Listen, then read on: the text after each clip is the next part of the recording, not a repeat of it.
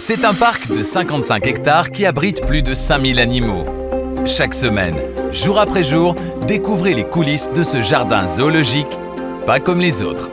Joie, surprise, difficultés, émotions. Vivez le quotidien des animaux et de leurs soigneurs.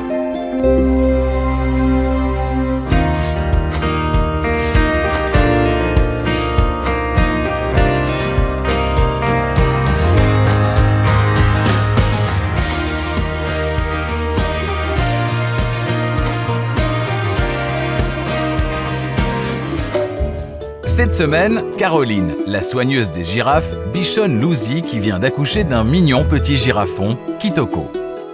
On se doutait que le petit était en route et un matin on est arrivé, il y avait une girafe de plus dans l'enclos.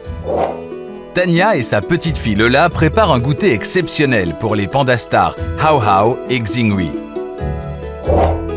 Tim, le vétérinaire, est inquiet. Tambo, le lionceau, semble avoir un problème de santé.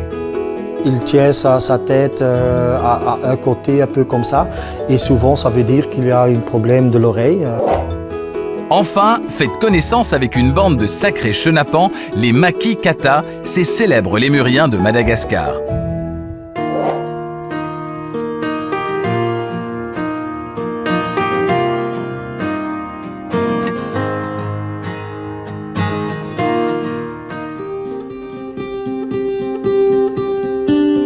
Ce lundi matin, Caroline apporte le petit déjeuner à Lucy, une girafe qui a fait à ses soigneurs une bien jolie surprise. Lucy est une girafe qui est arrivée d'Allemagne chez nous il y a quelques semaines et qui 15 jours après nous a fait la jolie surprise de nous donner un girafon. On se doutait que le petit était en route et un matin on est arrivé, il y avait une girafe de plus dans l'enclos. Bonjour Nénette, oui Nénette, viens voir ma loutte. Viens voir ce que j'ai pour toi. C'est donc toute seule que Lucy a donné naissance à son petit Kitoko. Dans la nature, elles mettent bas toutes seules, elles n'ont absolument pas besoin de nous. Et pour Lucy, c'est son 4e veau, donc elle a bien l'habitude de tout ça déjà. T'es fâché? Kom maar Lucy. Kom schat. Yo, lekker. Kito. Kitoko, bonhomme. Depuis la naissance, Lucy est stressée. Elle a peur que quelqu'un s'approche de Kitoko et est même capable de tuer pour protéger son petit. Ah, Lucy est très protectrice. Elle nous laisse nous approcher, nous, mais elle a botté contre une paire de personnes en leur expliquant très clairement qu'elle n'avait pas du tout envie qu'ils s'approchent. Lucy. Allez, kom. Kom, maske. Oh, lekker ontbijten. Oh, dat is fijn. Kom. Kom, nog. Ja. Pour approcher Kitoko sans danger, il faut d'abord gagner la confiance de Lucy. Et pour cela, Caroline se sert de l'une des failles de la girafe, la gourmandise. Toi aussi. Kitoko, nog een beetje. Hey, kom, pak maar. Oh, dat is lekker. Oh, lekkere barbotine. Oh, dat vind ik. Le petit déjeuner, c'est l'instant idéal pour tenter d'approcher Kitoko. Comme les humains, les girafes apprécient un grand bol de céréales. Il y a d'abord une barbotine qui est une espèce de panade qu'on leur prépare la veille avec de l'avoine, une farine et des graines de lin. Ça, on laisse gonfler, ça nous fait une belle panade. Et en dessous, elles ont tout un mélange de céréales où il y a du maïs, de l'orge, du lin, de la luzerne et de l'acacia. Ah, curieux, pousse ton nez, va. Tu veux encore un peu, là? C'est meilleur avec des pilles? Non? Meilleur dans le seau? Tu veux plus? C'est pas bon? Ouh, de la barbotine, c'est bon. Kito? Ouais. Ça, c'est bien. Tu me laisses toucher un peu? Ouais.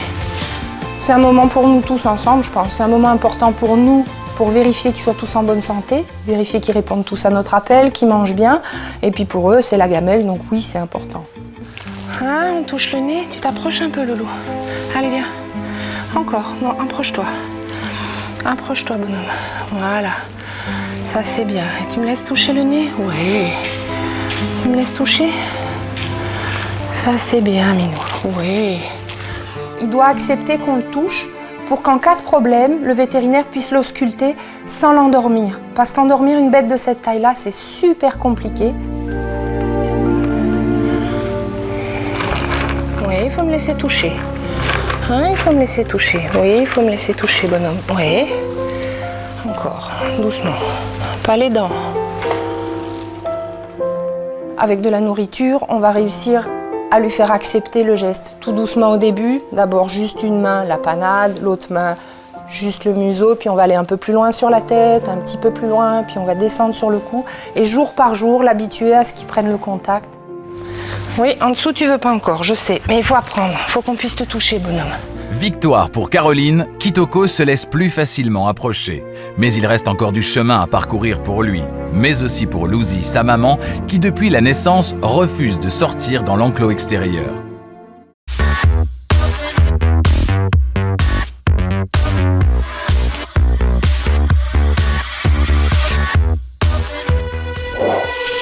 La semaine continue. Mardi après-midi, Valérie se rend à la plaine de jeux version primate. C'est l'île des Lémuriens. Cette famille de Makikata adore jouer.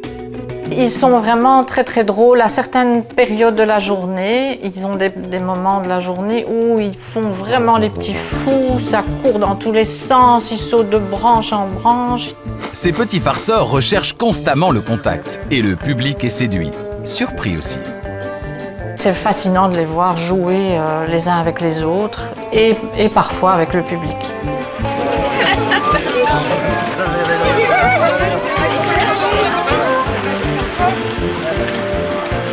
Voilà, bonjour à tout le monde et bienvenue sur Nosy Komba, le territoire des Makikata.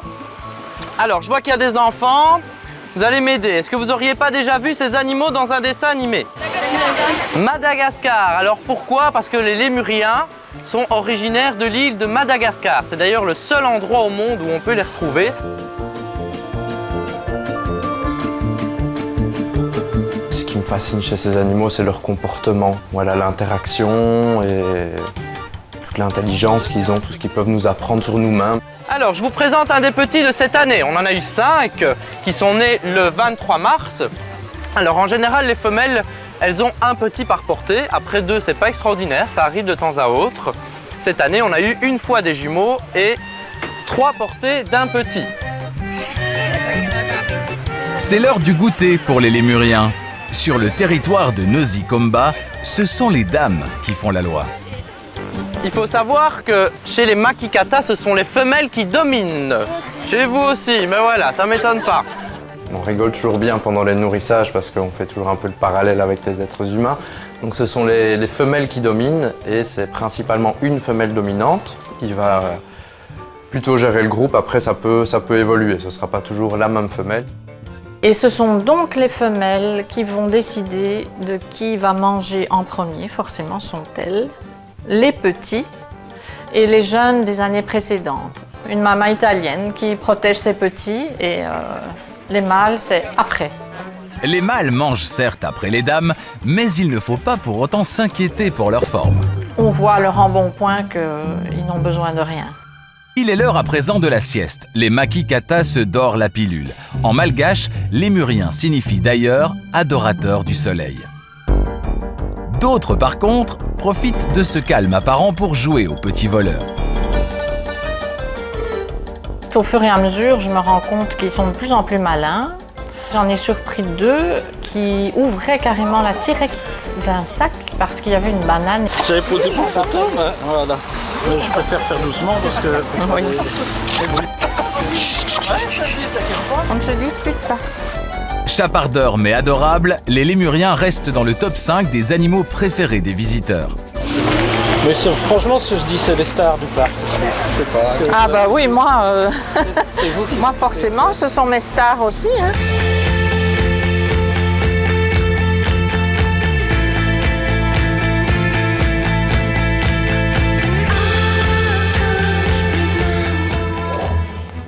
Mercredi matin, 8h, Pouria arrive au parc et entre dans l'une des zones les plus sécurisées. Un périmètre strictement interdit, sauf pour lui.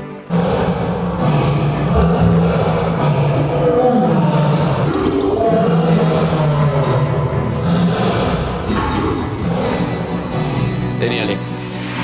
Deni, allez. Deni, geh rüber. Deni, geh rüber. Allez, vorwärts.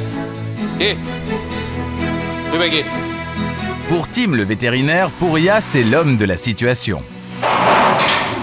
Pouria, vraiment, il est un très bon soigneur des fauves et il a une très bonne connexion avec tous les lions, mais particulièrement avec Dana, la mère. Donc il demande une fois de partir de notre enclos et elle part et comme ça on peut l'enfermer et on peut entrer chez les lionceaux. Tambo et Mandela sont les petits de Dani et Dana. Ami des fauves, Pouria a réussi à gagner la confiance de Dana, qui le laisse s'occuper de ses petits. Car après 4 semaines seulement, elle a cessé d'allaiter ses lionceaux. Pouria a dû prendre le relais. Leur mère ne donne plus de lait parce qu'elle était en chaleur et quand une lionne vient en chaleur, elle arrête à allaiter le petit.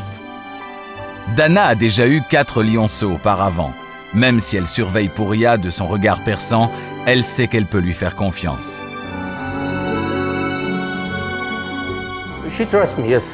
Elle me fait confiance, oui, et ce à 100%. C'est pour cela qu'elle obéit directement quand je lui dis, toujours en allemand, « Gerwan », ça veut dire « va là-bas ». Même si ce sont des lionceaux, Pouria, mais aussi Tim, n'oublient jamais que ce sont des prédateurs et restent toujours sur leur garde. On doit être toujours prudent quand on entre cage, même avec un lionceau, parce que ça reste des animaux sauvages. Quand vous voyez un lionceau de 14 semaines, ça a quand même déjà des dents comme un chien adulte, donc ça peut mordre déjà. C'est très important que les lionceaux, ils sont encore des lions, donc on donne uniquement au biberon. Mais pour le reste, on ne les touche pas, on ne joue pas avec parce qu'ils doivent rester donc sauvages, ils doivent rester dans la famille parce qu'autrement c'est très difficile de les intégrer avec des autres lions. S'ils se ressemblent comme 2 gouttes d'eau, Tambo et Mandela ont des caractères bien différents. Mandela a toujours besoin de temps pour faire confiance. Il regarde toujours et observe et réfléchit plus que Tambo. Tambo, lui, il fonce directement. Fin de la semaine, Tim le vétérinaire viendra leur administrer un vaccin afin qu'ils puissent sortir dans l'enclos extérieur avec leurs parents. Pouria est le soigneur des fauves. Lions, tigres blancs, léopards, guépards et hyènes, il s'occupe des animaux les plus dangereux du parc. Une vocation qui est arrivée il y a plus de 20 ans lorsqu'il rencontre un dompteur de fauves. J'ai rencontré quelqu'un qui domptait les tigres et les lions. Un jour, il m'a dit que si j'aimais ça, il pouvait m'apprendre, me montrer comment travailler avec ces fauves. Et c'est là que ma carrière a débuté. Après avoir été dompteur dans un cirque, Pouria devient soigneur. Au fil des années, il a su développer une relation très forte avec les plus dangereux des animaux. Il y a toujours des moments où j'ai peur, mais il faut contrôler ces peurs. On ne doit pas montrer aux fauves qu'on a peur, c'est très important. À ce moment-là, vous pouvez faire ce que je fais. L'arme la plus importante de Pouria reste sa voix. Il est le seul à pouvoir rentrer dans la cage des fauves qui l'ont adopté comme un membre de leur famille. Je dis toujours, il faut être intelligent, il faut être malin. Montrez-leur de l'amour et respectez-les avec toute votre tête et tout votre cœur. À ce moment-là, vous deviendrez un vrai membre de leur famille. Ça me rend fier. Il n'y a rien de plus beau que ça, je vous le promets.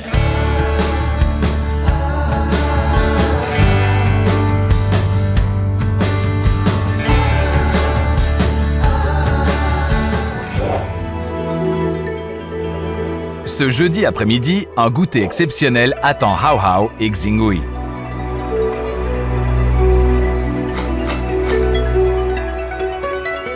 Les 2 pandas stars du parc sont très exigeants sur la qualité de leur menu, car un panda, ça ne mange pas n'importe quel bambou.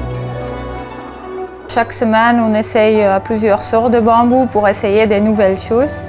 Parce qu'à un moment, ils mangent plus les feuilles, à un autre moment, ils vont plus manger les cannes de bambou.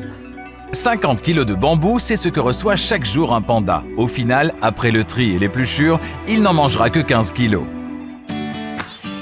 Mais aujourd'hui, Hao Hao et Xingui vont être gâtés. Tania leur prépare un cake. Lola, sa fille de 5 ans, est venue l'aider.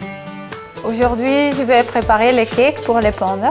Et c'est Lola qui va m'aider. Quand je prépare les cakes, elle veut toujours venir aider aussi pour décorer surtout et pour jouer avec ses mains. Dans le bac, ça elle aime bien. L'odorat est le sens le plus développé chez le panda, à tel point que Xingui sent la farine à travers la porte de son enclos. Quand on fait la préparation, il y a toujours Xingui qui vient voir en dessous de la porte parce qu'ils ont leur odorat très développé. Et à ce moment-là, il va vouloir manger les cakes. Il va crier jusqu'au moment qu'on lui donne. Ok. Tu peux déjà mélanger? La recette de ce cake pour panda vient de Chine, un cake élaboré spécialement pour eux et pour leurs besoins nutritionnels. Ça, c'est les graines de soja moulues, du farine de maïs. Il y a aussi du riz moulu. Et après, des œufs, de l'huile et des vitamines, des minéraux. Tania a dû se mettre au fourneau et c'est une première pour elle. Je suis plus soigneur que pâtissier parce que j'ai jamais fait des cakes à la maison et ici j'ai dû apprendre. Quand le panda ne mange pas bien le bambou, à ce moment-là on va diminuer un peu les cakes et comme ça normalement il va commencer à mieux manger le bambou et après on peut augmenter les cakes aussi. Tu vas décorer le mien? Oui. Allez. Le cake doit à présent cuire pendant 3 longues heures. Xingui patiente, mais dès que Tania sort le gâteau du four et l'appelle, il accourt aussitôt. Ok.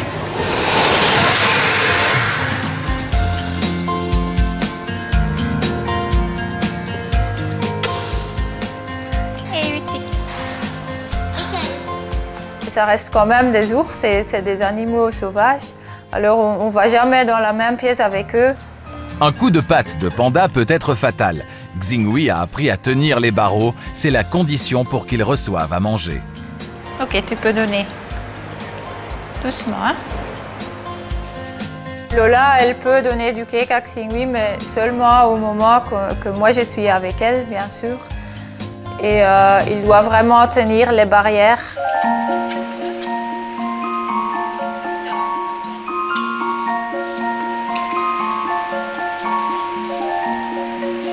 Mission réussie pour Tania. Xingui dévore son cake. La soigneuse est fière de maîtriser maintenant à la perfection l'art de la cuisine, version panda.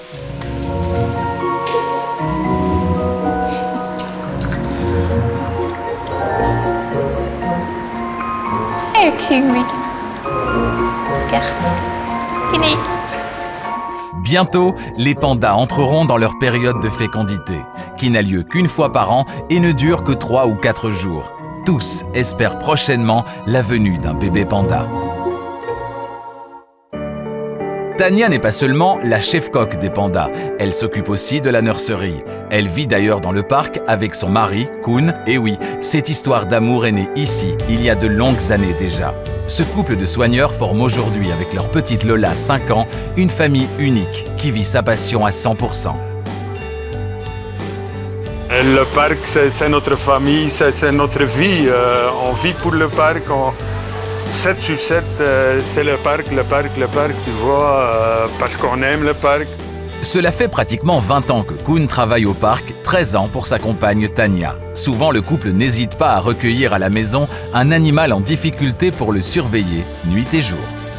Tous les bébés que j'ai élevés à la main, quand je promène dans le parc, quand je passe au loutre, il y a une qui me reconnaît et tout de suite elle vient jouer avec moi. Quand je vais au suricate, ils viennent tout de suite, ils me reconnaissent, c'est ça, c'est agréable.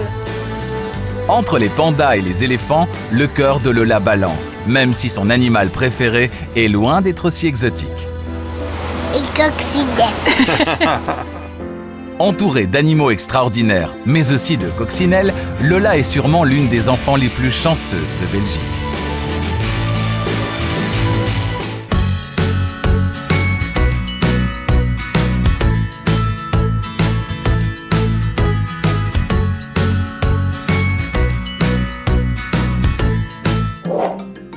Vendredi, fin d'après-midi, le parc va bientôt fermer. Aujourd'hui, c'est Alison qui s'occupe des girafes et c'est le moment de les rentrer pour la nuit. Mais l'exercice s'annonce beaucoup plus compliqué que prévu. Congo!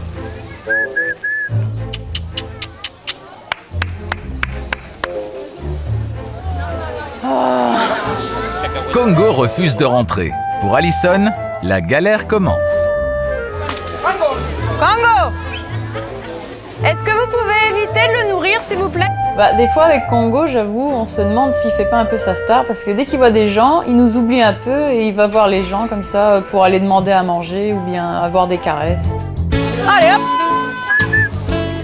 Parce que Congo aime faire sa star, mais surtout parce qu'une girafe, comment dire, c'est parfois bête à manger du foin, Alison va devoir faire preuve de patience. De beaucoup de patience. Ah bah ça va. Allez, Congo, rentre. C'est bien, ma fille.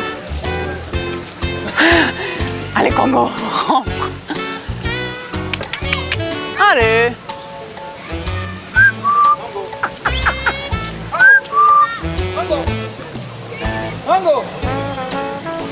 Allez, viens.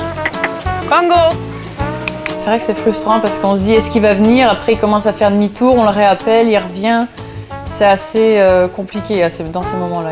Tu veux pas que tes copains ils sont là? Allez, Congo. Allez, embraye. Congo, ils t'attendent. On se dit on va devoir attendre un moment parce que forcément on peut pas les obliger, ça reste des animaux, c'est pas des machines.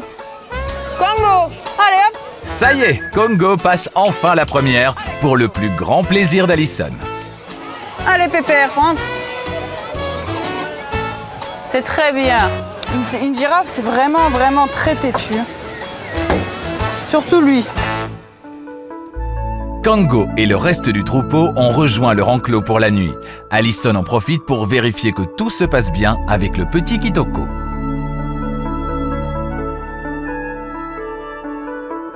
Kitoko se mêle parfaitement au groupe. Il y a juste Congo qui a un petit peu peur de lui et se cache, mais sinon ça se passe super bien. Après beaucoup de patience, les girafes sont enfin rentrées pour la nuit, même si elles ne dorment que 2 heures par jour.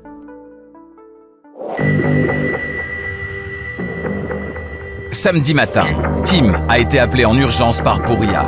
L'un des 2 lionceaux, Tambo, va très mal.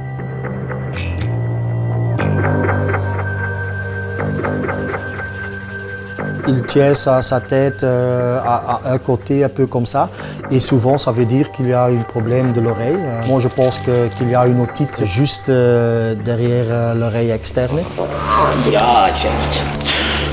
Tim décide donc d'administrer des antibiotiques. Tambo est apeuré. Ok. Voilà. Jetzt ist das kleiner. Mandela, son petit frère, est aussi effrayé. Das vaccin.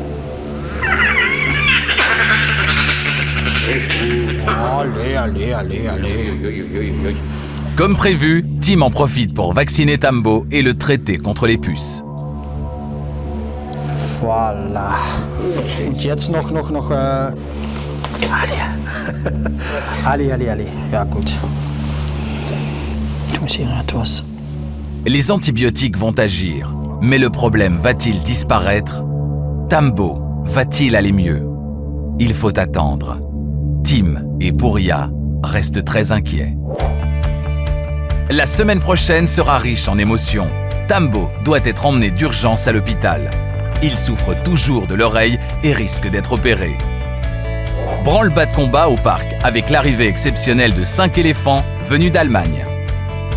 Enfin, rencontrer le couple de perroquets qui fait craquer tout le parc, Kiki et Charlie.